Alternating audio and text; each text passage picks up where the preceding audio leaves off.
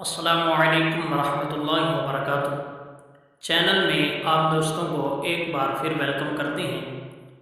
तो इससे पहले हमने नमाज जनाजा की नीयत कैसे करनी है, नमाज जनाजा के पढ़ने का क्या तरीका है, कैसे शुरू करना है, कितनी तकबीरें हैं, वो हमने तफसील के साथ पढ़ी।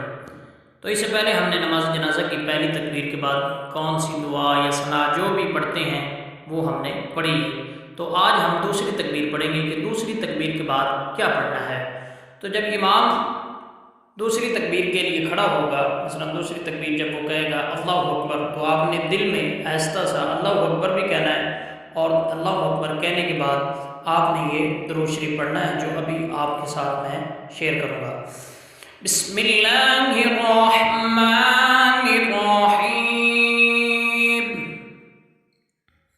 अल्लाहुम्मा सल्लि अला मुहम्मद, सल्लि अला मुहम्मदिन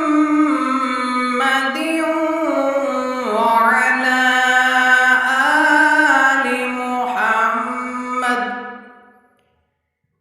कमा सल्लैत व सल्लमत व बारकत व रहिमत व तरहमत अला इब्राहीम व अला आलि इब्राहीम इन्नका हमीदुम मजीद। तो आज हम नमाज जनाजा की दूसरी तकबीर भी हमने आज पढ़ ली है। तो आइंदा वीडियो के अंदर हम तीसरी और चौथी तकबीर पढ़ेंगे। तो ये चार जो तकबीरें नमाज जनाजा की वो आइंदा वीडियो के अंदर मुकम्मल हो जाएगी।